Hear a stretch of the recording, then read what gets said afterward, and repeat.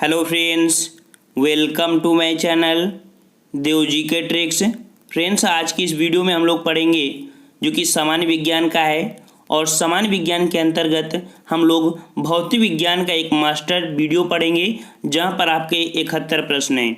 और ये सभी ऐसे प्रश्न हैं जो आपके एग्जाम में पूछे गए हैं, अर्थात यूपीपीसीएस में पूछे गए हैं। तो ये मान लीजिए कि 71 प्रश्न आपके जो आने वाले एग्जाम में हैं, लगभग भौतिक विज्ञान में यहीं से आपको देखने को मिल जाएंगे। तो यहाँ पर आपको 3 मास्टर वीडियो देंगे। एक आपका जो ये है आपका भौतिक विज्ञान का मास्टर वीडियो, सेकेंड पार्ट जो होगा आपका वो रसायन विज्ञान का आपका मास्टर वीडियो होगा, और तीसरा पार्ट आपका होगा वो आपकी जीव विज्ञान का मास्टर वीडियो होगा। और ये अगर 3 आप पार्ट लगा लेते हैं तो यकीन करिएगा कि आपके जो जनरल साइंस है उसका लगभग आपका 75% आपका जो जनरल साइंस है कवर हो जाएगा। तो चलते हैं यहाँ पर स्टार्ट करते हैं। अगर आप नए हैं तो हमारे चैनल से जुड़ सकते हैं और बेहतरीन तैयारी जीएस, हिंदी और आपके जो कि सामान्य विज्ञान की तैयारी कर सकते हैं। क्वेश्चन आपका पहला कह रहा है, इलेक्ट्रॉन वोल्ट इकाई होती है। इलेक्ट्रॉन वोल्ट इकाई होती है किसकी? ऑप्शन राइट आपका यहाँ पर ये हो गया आपका ऊर्जा की आपकी होती है। वहीं पर अगर बात करें आवेश की, तो आवेश की क्या होती है आपकी? कूलाम होती है। और विभवांतर की बात करें तो विभवांतर की होती है आपकी वोल्ट होती है, ठीक है, वोल्ट। और आपकी शक्ति क्या होती है? तो शक्ति की आपकी होती है वाट होती है, ठीक है ना, वाट। और इसका ऑप्शन राइट आपका ए हो गया। नेक्स्ट क्वेश्चन आपसे यहाँ पर कह रहा है कि थियोडोलाइट यंत्र से क्या मापा जाता है? थियोडोलाइट यंत्र से क्या मापा जाता है? तो भाई क्या मापते हैं इससे? ऑप्शन राइट आपका यहाँ पर कौन हो जाएगा? ए नंबर, लंबवत कोण, ठीक है ना। यहाँ पर आपका आंसर दिया है कि जो ए नंबर है आपका लंबवत कोण मापते हैं, अर्थात जो थियोडोलाइट होता है उसे लंबवत कोण। और आपका जो एक्टियोमीटर होता है, ठीक है, एक्टियोमीटर होता है उससे सूर्य की किरणों की तीव्रता का मापन करते हैं। वहीं पर श्यानता की अगर बात करें कि श्यानता का मापन कैसे होता है, तो ये होता है विस्कोसिटी, अर्थात विस्कोसिटी से श्यानता की, द्रव की श्यानता मापते हैं, ठीक है ना। और भूकंप की तीव्रता को जो मापते हैं वो आपका सिस्मोग्राफ, अर्थात भूकंप की तीव्रता का मापन करते हैं, ठीक है ना। नेक्स्ट क्वेश्चन को आते हैं। क्वेश्चन आपसे कह रहा है, नेक्स्ट कह रहा है आपसे यहाँ पर, कॉस्मिक किरणों के संबंध में दिए गए विकल्पों में से विचार कीजिए, ठीक है। कॉस्मिक किरणें, तो कॉस्मिक किरणें आपके आवेशित कण होते हैं। क्या होते हैं? ये आपके आवेशित कण होते हैं। तो देखिए यहाँ पर आपको कुछ व्याख्या दी है कि कॉस्मिक किरणें उच्च ऊर्जा वाले आवेशित कणों से बनी होती हैं। ये विद्युत चुम्बकीय तरंगें नहीं हैं। ये अंतरिक्ष में प्रकाश की गति से गमन करती हैं। ये पॉइंट आपको देख लेना है।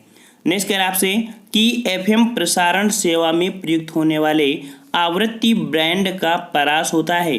तो जो एफएम प्रसारण में प्रयुक्त होता है उसकी आवृत्ति बैंड कितनी होती है? इसका राइट आंसर आपका यहाँ पर डी हो जाएगा। आप देख सकते हैं कि डी अर्थात 88 से 108 mH के मध्य होती है। और ये भी क्वेश्चन आपका पूछा गया है, तो यहाँ पर देख सकते हैं कि रेडियो तरंगों का उपयोग होता है वो रेडियो एवं दूरदर्शन की संचार प्रणालियों में, और जो आपका होता है सेल्यूलर, आपके जो सेल्यूलर फोनों में अति उच्च आवृत्ति बैंड की रेडियो तरंगों का उपयोग होता है। वहीं पर अगर बात करें विद्युत चुम्बकीय तरंगों में रेडियो तरंगों का तरंगदैर्घ्य सबसे अधिक होता है, जबकि आवृत्ति क्या होती है? सबसे कम होती है।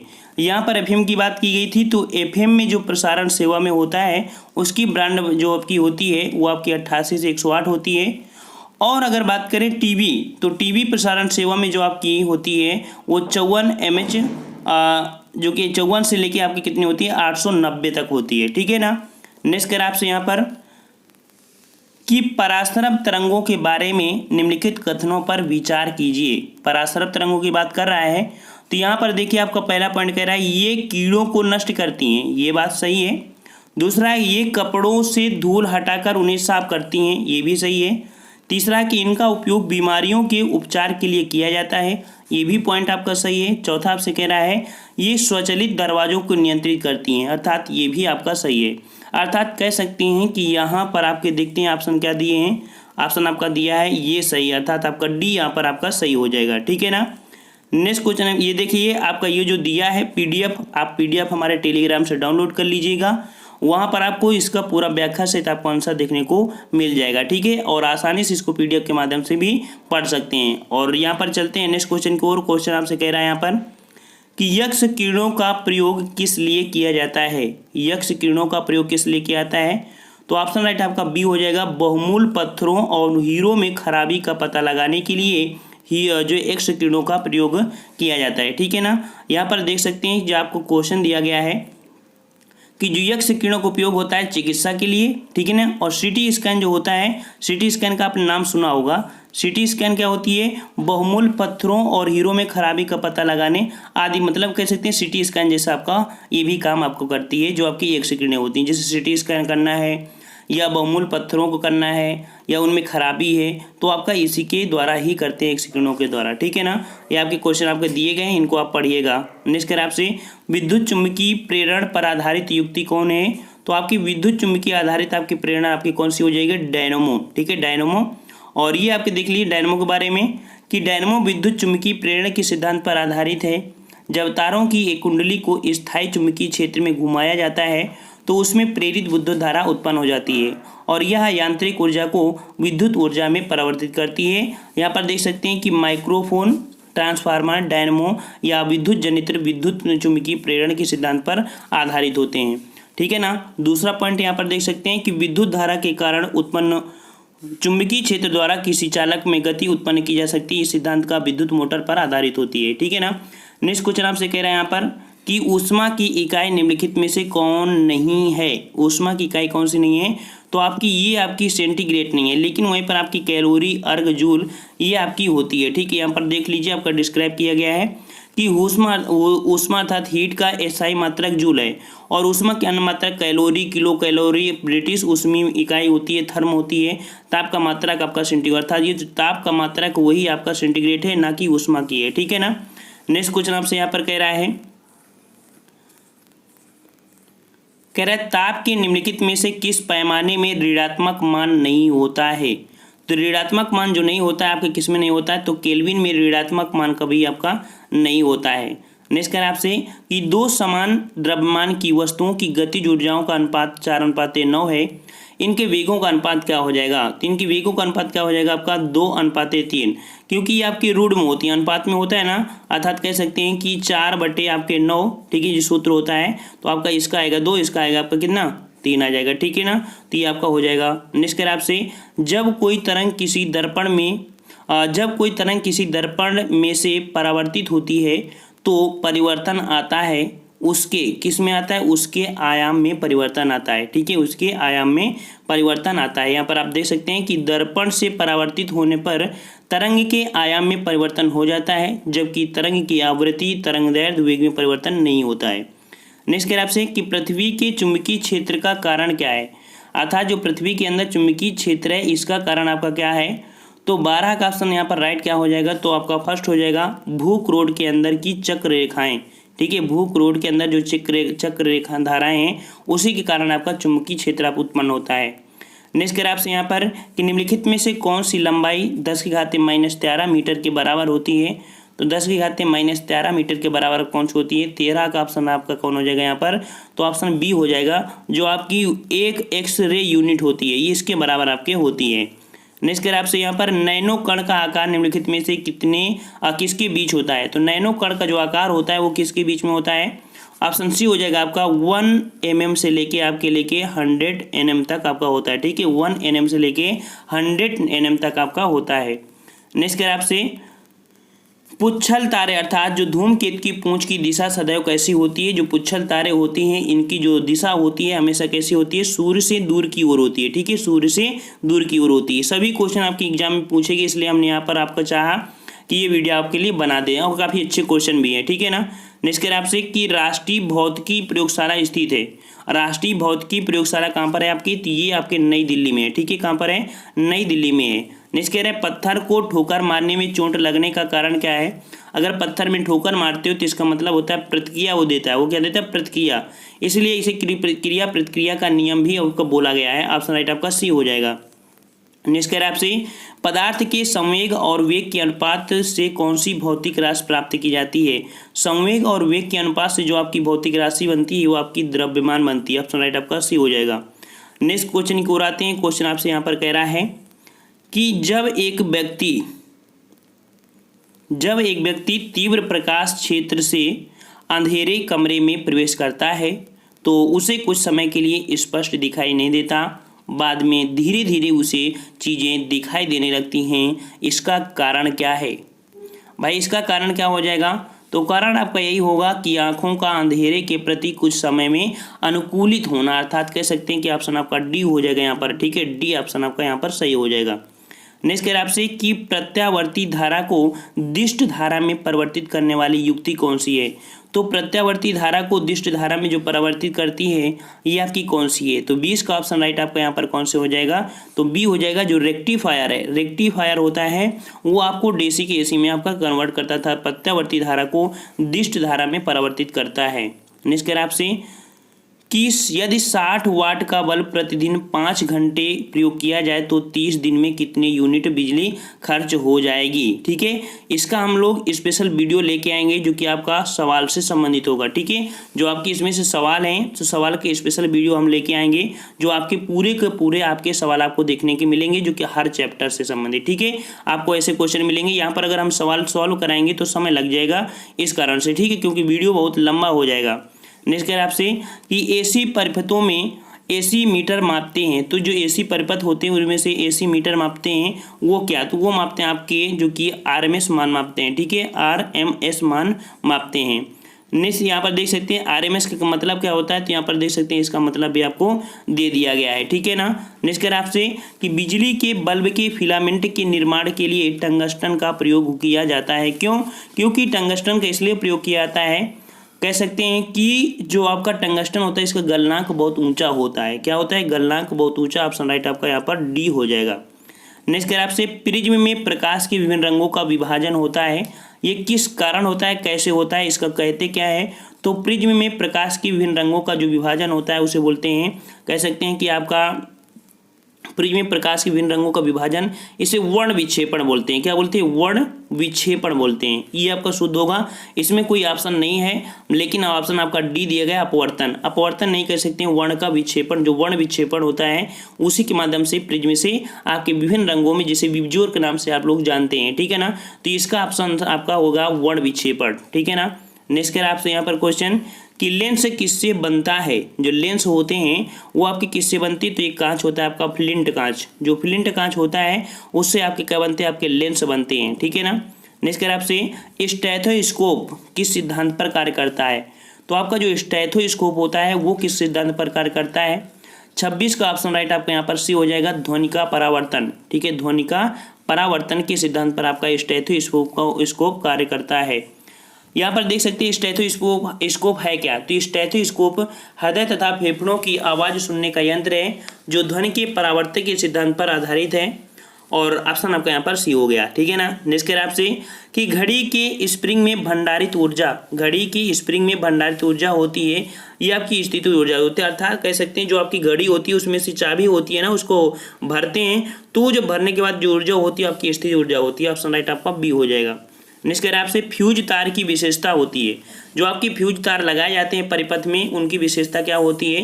तो विशेषता इनकी कह सकते हैं ये होती है कि ये उच्च प्रतिरोध और निम्न गलनांक के होते हैं। क्या होते हैं? उच्च प्रतिरोध के होते हैं और निम्न गलनांक के होते हैं। ऑप्शन राइट आपका सी यहाँ पर आपका हो जाएगा। नेक्स्ट कह रहा है 1 किलोग्राम निम्नलिखित में से तुल्य होता है। तो 1 किलोग्राम जो भार होता है वो किसके तुल्य होता है? कितने न्यूटन के होता है? ये तो आपको नॉर्मल याद होना चाहिए कि 9.8 न्यूटन होता है। ऑप्शन राइट आपका बी हो जाएगा।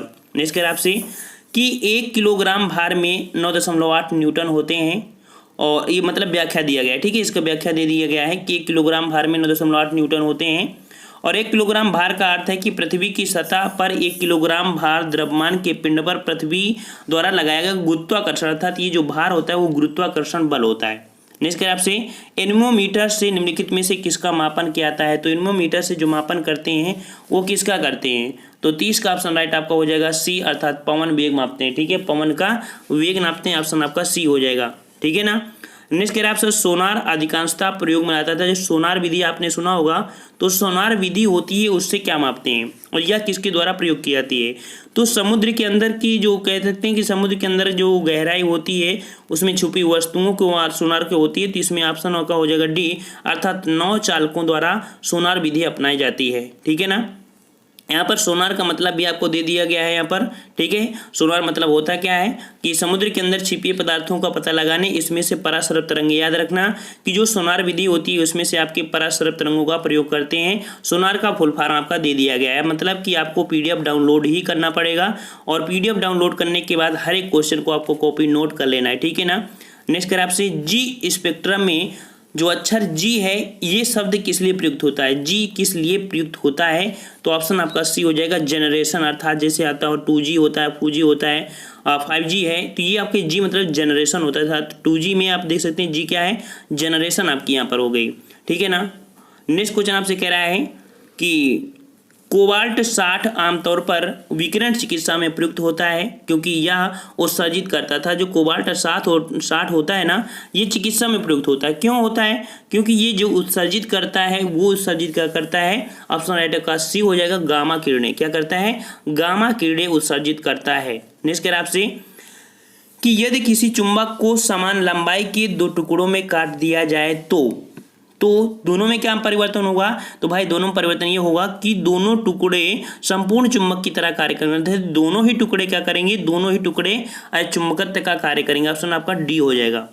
नेक्स्ट क्वेश्चन आपसे कह रहा है कि विद्युत उपकरणों में अर्थ का उपयोग होता था। तो विद्युत उपकरणों में जो अर्थ होता है, इसका मतलब विद्युत उपकरण का अर्थ क्या होता है, कह सकते हैं कि 36 का ऑप्शन आपका यहाँ पर हो जाएगा सी नंबर।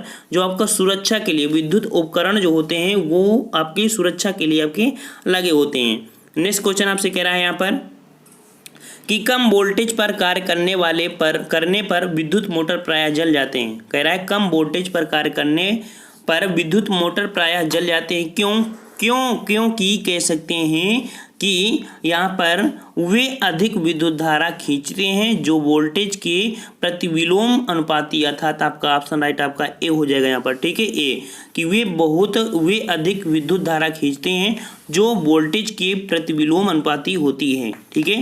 नेक्स्ट क्वेश्चन आपसे यहाँ पर कह रहा है आपके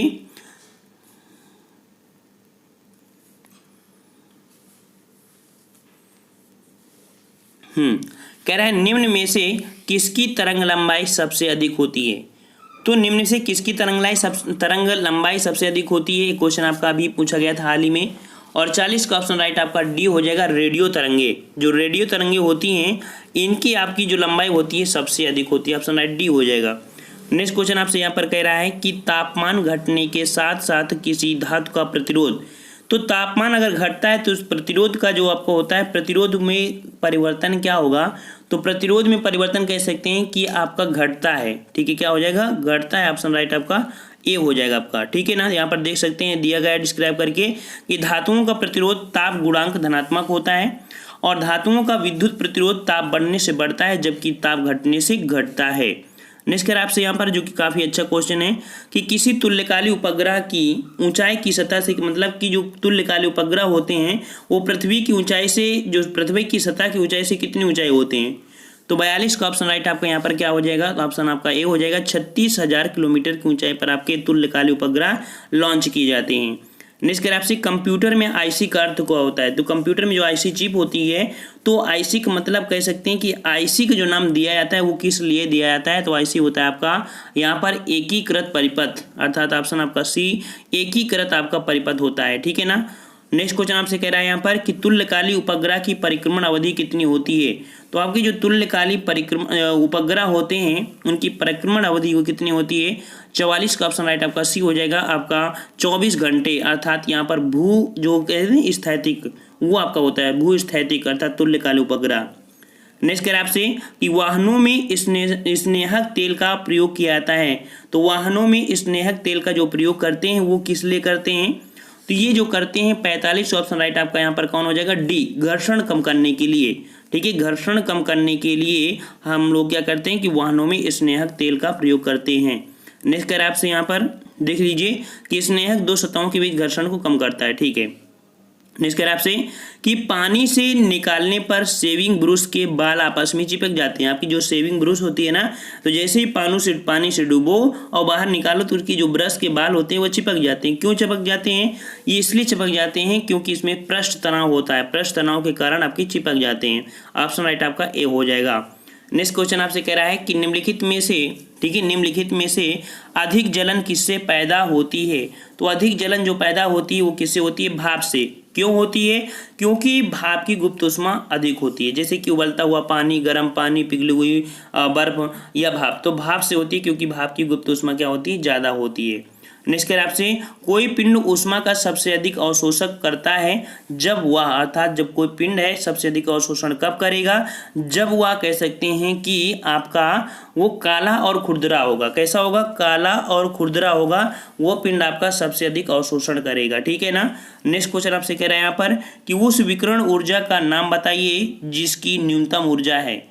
तो जिसकी न्यूनतम ऊर्जा है वो आपकी कौन सी है, तो यहाँ पर देखिए आपका जो सूक्ष्म तरंग विकिरण होती है, सूक्ष्म तरंग विकिरण होती है, इसकी विकिरण ऊर्जा आपकी न्यूनतम ऊर्जा होती है, ठीक है ना। यहाँ पर देखिए आपका जो ऊर्जा का बढ़ता क्रम है, तो माइक्रोवेव, दृश्य प्रकाश, आपका यूपीवी और गामा किरण, इस प्रकार से आपका होता है। नेक्स्ट कह रहा है आपसे कि लोलक घड़ियां गर्मियों में सुस्त हो जाती हैं, क्यों।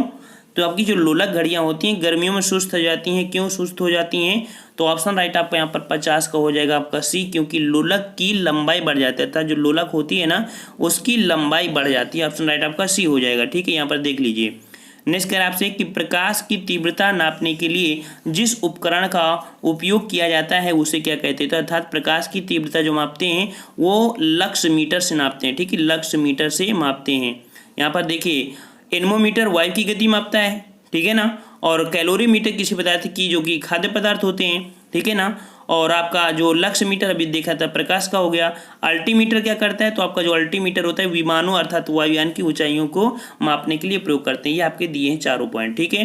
नेक्स्ट आपसे कह रहा है यहाँ पर कि पायर हीलियोमीटर का प्रयोग निम्नलिखित में से किसके नापने के लिए, जो पायर हीलियोमीटर होता है उससे क्या मापते हैं, तो उससे लोग मापते हैं क्या, कि जो सोलर रेडिएशन होता है। ऑप्शन राइट आपका बी होगा, सोलर रेडिएशन को मापते हैं पायर हीलियोमीटर से। नेक्स्ट कह रहा है आपसे यहाँ पर जो कि अल्बर्ट आइंस्टीन कौन सा वाद्य यंत्र बजाने में निपुण था, ठीक है, ये भी क्वेश्चन देख लीजिए आपका पूछा गया है। तो अल्बर्ट आइंस्टीन जो थे वो जो बजाने में निपुण थे किसके, तो ऑप्शन आपका हो जाएगा सी, वायलिन बजाने में थी, ठीक है ना। नेक्स्ट कर आपसे यहाँ पर भौतिकी में चतुर्थ आयाम का परिचय दिया था, तो चतुर्थ जो आयाम का परिचय दिया था ये किसने दिया था, तो 54 का ऑप्शन राइट आपका हो जाएगा बी, आइंस्टीन ने दिया था, ठीक है ना। किसने दिया था, आइंस्टीन ने दिया था। नेक्स्ट कह रहा है आपसे स्टीफन हॉकिंस किस क्षेत्र से जुड़े हुए महान व्यक्ति थे, ये अभी इनकी मृत्यु हुई थी, ठीक है ना, और इसलिए इनकी जो किताबें हैं वो भी आपकी चर्चे में रही थी, ठीक है, और काफ़ी अच्छे ये व्यक्ति भी थे। और ये आपका जो स्टीफन हॉकिंस थे ये किस क्षेत्र से जुड़े थे, तो ऑप्शन राइट आपका विज्ञान के क्षेत्र से जुड़े हुए व्यक्ति थे। नेक्स्ट कह रहा है आपसे यहाँ पर आइंस्टीन का नोबेल पुरस्कार दिया गया था, जो आइंस्टीन थे उनको नोबेल पुरस्कार दिया गया था, क्यों दिया गया था, ये दिया गया था इनके जो कि कह सकते हैं आपके प्रकाश वैद्युत प्रभाव के कारण। ऑप्शन आपका सी हो जाएगा, प्रकाश वैद्युत प्रभाव के कारण। इसका डिस्क्राइब आपका दिया गया है कि आइंस्टीन एक जर्मन वैज्ञानिक थे जो बाद में अमेरिका में जाकर बस गए थे, अपने सापेक्षता सिद्धांत का प्रतिपादन किया, ठीक है ना, और प्रकाश विद्युत प्रभाव की व्याख्या दी, ठीक है, इसकी व्याख्या भी दिया। देखो सापेक्षिक जो सिद्धांत थे उसके प्रतिपादन किया था और साथ में प्रकाश विद्युत प्रभाव की व्याख्या की थी, इसी व्याख्या के कारण नोबेल पुरस्कार मिला था, ठीक है ना। इसके लिए आपका सी सही जवाब हो जाएगा। नेक्स्ट कह रहा है आपसे सूक्ष्मदर्शी जिसे माइक्रोस्कोप का आविष्कार किसने किया था, तो सूक्ष्मदर्शी अर्थात माइक्रोस्कोप का जो आविष्कार किया था, तो आपके 57 का ऑप्शन राइट आपका यहाँ पर कौन सा हो जाएगा, ऑप्शन आपका डी हो जाएगा, जेड जॉन्स, अर्थात ऑप्शन आपका यहाँ पर देखिए डी नंबर आपका यहाँ पर दिया है, जेड जॉन्स आपका हो जाएगा। नेक्स्ट कर आपसे यहाँ पर कि अबिंदुकता एक बीमारी है, अबिंदुकता एक बीमारी है, तो ये बीमारी आपकी होती है जो कि आँखों की होती है, ठीक है, आँखों की आपकी बीमारी होती है अबिंदुकता। नेक्स्ट कर आपसे इंडियन इंस्टीट्यूट ऑफ नेचुरोपैथी एक यौगिक साइंस स्थित है, ये आपकी कहाँ पर है, आपके बेंगलुरु में स्थित है। नेक्स्ट कर आपसे विद्युत चुंबकीय स्पेक्ट्रम में कौन सी किरणें नहीं पाई जाती हैं, तो विद्युत चुंबकीय स्पेक्ट्रम में कौन सी किरणें नहीं पाई जाती हैं, 60 का ऑप्शन यहाँ पर कौन सा हो जाएगा, तो डी नंबर हो जाएगा, कॉस्मिक किरणें नहीं पाई जाती, ठीक है, कौन सी, कॉस्मिक किरणें नहीं पाई जाती। तो यहाँ पर देखिए कॉस्मिक किरणें, अल्फा किरणें, बीटा किरणें, कैथोड किरणें विद्युत चुंबकीय स्पेक्ट्रम का भाग नहीं है, ये पॉइंट आपको याद रखना है, ठीक है। नेक्स्ट कह रहा है दृश्य प्रकाश का जो कि दैर्ध्य मान प्रकाश होता है, जो दृश्य प्रकाश होता है इसका जो मान होता है वो कितना होता है 61 का ऑप्शन आपका डी हो जाएगा, अर्थात 390 से आपका 780 nm के बीच होता है। नेक्स्ट कह रहा है कि मनुष्य के लिए शोर की सीमा करीब करीब होती है, अर्थात जो मनुष्य होते हैं वो शोर की एक सीमा होती है, मतलब कि इससे अगर ज़्यादा हो जाएगा तो बहरे हो जाएंगे। तो ये आपका हो जाएगा 62 का ऑप्शन राइट। यहाँ पर लगभग आप सबको पता होगा कि आपका 85 डेसिबल के बाद अगर आपको सुनते हैं तो आप बहरे हो जाएंगे, अर्थात एक लिमिट होती है 85 डेसिबल। नेक्स्ट कह आपसे यहाँ पर कि समान ताप पर ध्वनि की चाल अधिकतम होती है, तो समान ताप पर ध्वनि की चाल जो अधिकतम होती है किस पे, आपकी गैस होता है आपको हाइड्रोजन गैस पर होती है, ठीक है ना। अर्थात जो ध्वनि होती है वो आपकी किस पर डिपेंड होती है, वो पदार्थ कैसा, अर्थात ठोस में ज़्यादा होती है, फिर द्रव में होती है, फिर गैस में होती है, ठीक है ना। और जो आपकी ध्वनि होती है वो निर्वात में आपकी नहीं चल सकती, लेकिन प्रकाश आपकी निर्वात में चल सकती है। ध्वनि के चलने के लिए आपका क्या होना चाहिए, आपका एक सतह होनी चाहिए, एक माध्यम होना चाहिए। यहाँ पर देख सकते हैं आपके दिया गया है यहाँ पर कि हाइड्रोजन गैस सबसे हल्की गैस है, इसलिए हाइड्रोजन गैस में ध्वनि की चाल अधिकतम होगी। समान ताप पर हल्की गैस में ध्वनि की चाल भारी गैस में ध्वनि की चाल से अधिक होती है, अर्थात यहाँ पर ए नंबर हो जाएगा। नेक्स्ट करें आपसे यहाँ पर मनुष्य की आंख अर्थात नेत्र में संकेंद्रण रखा कह सकते हैं, फोकसिंग होती है।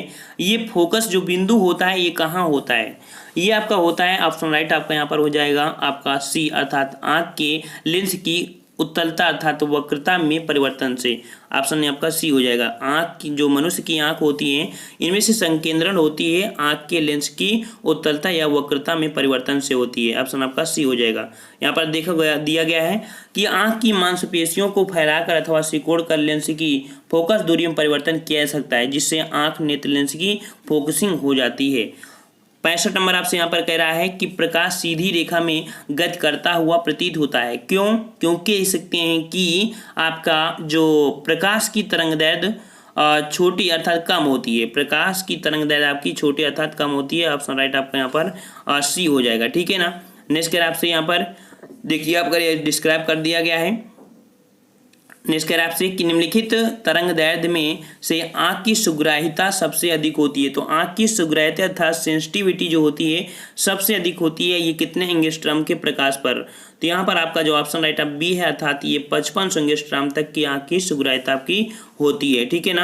यहाँ पर आपको दिया गया है कि आंख की सुग्राह्यता सबसे अधिक हरे और पीले प्रकाश के लिए होती है। हरे रंग का तरंगदैर्ध्य आपको इतना है, ठीक है, और पीले रंग का आपका इतना है। अभी आपको यहाँ पर नीचे बताएंगे तो आपको सभी रंग का तरंगदैर्ध्य भी बता देंगे, ठीक है। अभी तुरंत अब थोड़ा बचा है आपको। नेक्स्ट कर आपसे यहाँ पर क्वेश्चन कि क्या मुख्य कारण है कि एक आंख की अपेक्षा दो आंखों को होना अधिक उपयुक्त है, मतलब कि एक आंख से भी दिखाई देता है, दो आंख से भी उतना दिखाई देता है, लेकिन क्या कारण है दोनों होना जरूरी है, क्यों, तो कह सकते हैं यहाँ पर 67 का ऑप्शन राइट आपका डी हो जाएगा। क्या कि इस कारण से दूरी व गहराई का एहसास होता था, दूरी तो पता चलता है साथ में गहराई का भी एहसास हो जाता है, ठीक है ना। नेक्स्ट कह रहा है स्पष्ट दृष्टि की न्यूनतम दूरी होती है, तो स्पष्ट दृष्टि की न्यूनतम दूरी कितनी होती है, ऑप्शन राइट आपका यहाँ पर 25 हो जाएगा, ठीक है, 25 सेंटीमीटर होती है। नेक्स्ट कह रहा है यहाँ पर देख लीजिए आपका दिया गया है यहाँ पर जो कि आंख से संबंधित आपका दिया है समंजन क्षमता लगाकर, ठीक है ना। चलिए नेक्स्ट क्वेश्चन आपसे कह रहा है दृष्टि दोष जिसे मायोपिया बोलते हैं, तो मायोपिया वाला व्यक्ति देख सकता है, अर्थात जो मायोपिया होता है दृष्टि दोष एक बीमारी होती है, तो इसमें से क्या हो सकता है कि नजदीक स्थित वस्तु को स्पष्ट रूप से देख सकता है, अर्थात जिसे मायोपिया होती है, मतलब कि निकट दृष्टि दोष, वो सिर्फ पास की वस्तु देख सकता है, दूर की नहीं, अर्थात नजदीक स्थित वस्तु को स्पष्ट रूप से देख सकता है लेकिन दूर की नहीं देख पाएगा, ऑप्शन राइट आपका ए हो जाएगा। नेक्स्ट कर आपसे यहाँ पर देखिए जो अभी बताया कि दृष्टि दोष या मायोपिया ये से बोलते हैं निकट दृष्टि दोष वाला व्यक्ति नजदीक स्थित वस्तु को स्पष्ट रूप से देख सकता है परंतु दूर स्थित वस्तु को स्पष्ट नहीं देख सकता है। इसके निवारण के लिए उचित क्षमता का होता लेंस या कह सकते हैं अपसारी लेंस प्रयोग किया जाता है, ठीक है। 70 नंबर आपसे यहाँ पर कह रहा है कि पूर्ण आंतरिक परावर्तन होता है जब प्रकाश जाता है, तो पूर्ण आंतरिक परावर्तन होता है जब प्रकाश किस में जाता है, 70 का ऑप्शन राइट आपका यहाँ पर कौन सा हो जाएगा, तो ऑप्शन ए हो जाएगा हीरे से कांच में, अर्थात हीरे से अगर वो कांच में जाता है तो पूर्ण आंतरिक परावर्तन आपका हो जाएगा। यहाँ पर देखिए पूर्ण आंतरिक परावर्तन की कुछ शर्तें होती हैं जिनको जरूरी होता है कि पूर्ण आंतरिक परावर्तन तभी होगा जब प्रकाश की किरण सघन माध्यम से विरल माध्यम में जाए, अर्थात कह सकते हैं कि प्रथम माध्यम सघन हो। ठीक है, सेकंड क्या पॉइंट है कि सघन माध्यम में आपतन कोण का मान क्रांति कोण से अधिक हो, ये भी पॉइंट आपका होना चाहिए। तीसरा कह रहा है कि दिए गए माध्यमों का सघनता बढ़ता है निम्न क्रम में, अर्थात वायु, जल, कांच, हीरा, अर्थात इसमें आपका प्रथम आपका सही हो जाएगा। यहाँ पर आपका दिया है 71 नंबर आपसे कह रहा है प्रकाश का रंग निर्धारित होता है तो किसके द्वारा, तो तरंग दैर्ध्य के द्वारा ही प्रकाश का रंग निर्धारित होता है। अब यहाँ पर देखिए आपके दिए गए हैं कि प्रकाश में जो तरंग दैर्ध्य होती है उसमें से किसकी जो तरंग दैर्ध्य ज़्यादा होती, किसकी कम होती है। तो देखिए आपकी सबसे जो कम है आपकी बैंगनी रंग की है और सबसे ज़्यादा आपकी है किसकी, तो आपकी लाल रंग की है। ठीक है ना, देखिए यहाँ पर दिया गया है और यहाँ पर बैंगनी रंग की जो दिया है 4000 से आपकी 4500 दी गई है एंगस्ट्रॉम तक। जामुनी जो होता है आपका इसका 4500 से 5000, बी का आपका 5000 से 5500, मतलब ये का आपका क्रम है, आप पढ़ सकते हैं पीडीएफ के माध्यम से। और रेड रंग का जो होता है वो 6200 से आपका होता है 7600, अर्थात ये आपका होता है जो कि इसमें आपको कमेंट करके बताना है कि एक क्वेश्चन आपके मनुष्य के लिए सबसे हानिकारक किरण कौन सी है। मनुष्य के लिए सबसे हानिकारक किरण कौन सी होती हैं? ऑप्शन दिया है अल्फा किरणें, बीटा किरणें, गामा किरणें और पराबैंगनी किरणें। जो अगला वीडियो होगा वो आपका रसायन विज्ञान का होगा, जो कि आपका मास्टर वीडियो होगा। उसमें भी लगभग आपके 70 प्रश्न देखने को मिलेंगे। मतलब कि आप अगर धैर्यता से देखते हैं तो लगभग आपका ये जो ज्योग्राफी, फिजिक्स, केमिस्ट्री आपकी जो भी है इसको कंप्लीट करना चाहें तो कर सकते हैं एक ही वीडियो में। हम लोग मिलते हैं एक नए वीडियो में। अगर आपको अच्छा लगा है तो वीडियो को लाइक करिए और चैनल को सब्सक्राइब करिए। हम लोग मिलते हैं एक नए वीडियो में, तब तक के लिए धन्यवाद। जय हिंद, जय भारत।